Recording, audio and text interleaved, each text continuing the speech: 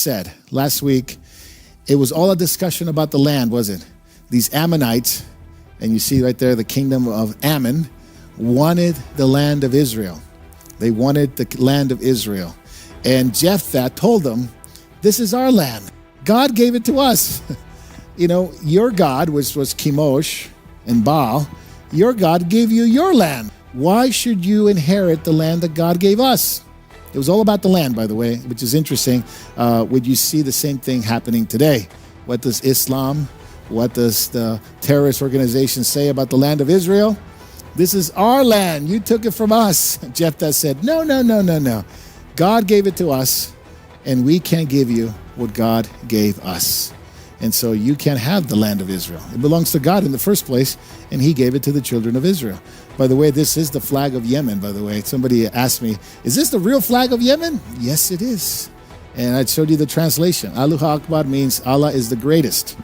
Of course, what they're trying to say, he's greater than Yahweh. He's greater than God.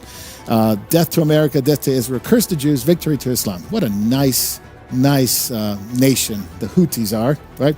It's in their flag. Do you think this is a spiritual battle? Oh, yeah. You know, I mentioned that last week. I said, you know, these things, most people would think, oh, Pastor, what are you talking about politics again? I said, no, it's not politics.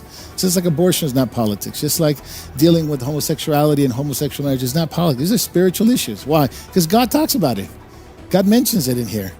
And one of the things that Westerners, we as Westerners, right, we're so secular. Our society is so secular that we don't really understand these Middle East tensions. We don't understand what the Bible says about them. They're all spiritual in nature. They understand it.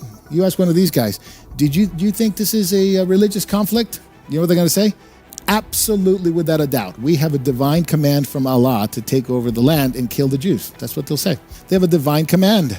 From the river to the sea, Palestine will be free. That has even gotten into our own nation now. You know, what does a college kid in UCLA have anything to do with this little saying here? Why will they adopt that? Well, it happened. You know why? Because it's a spiritual issue. We don't think, well, everybody has to think like us. Everybody has to be like us. And so these religious wars or these spiritual wars have no bearing in our thinking, right? And because secularism is always, it's a religion too, by the way. Secularism is a religion. It'll always side with some spiritual thing. And you know who they're siding with? Islam. Why? Because to side with the living God is to side with the scriptures. It's to side with the Bible. It's to side with Jesus, right? The Jews are not innocent of themselves, but the Bible does promise that they will come to faith in a very difficult and dark time.